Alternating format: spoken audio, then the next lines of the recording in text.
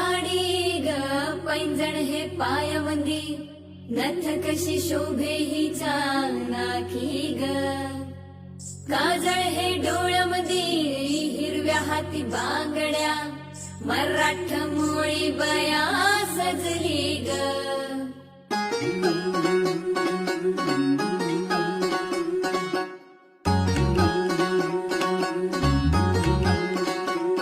माझे बाय तू टेन्शन घेतस काय माझे बाय थोडं रिलॅक्स होशील काय संसाराचं प्रेशर थोडं दूर लोट तू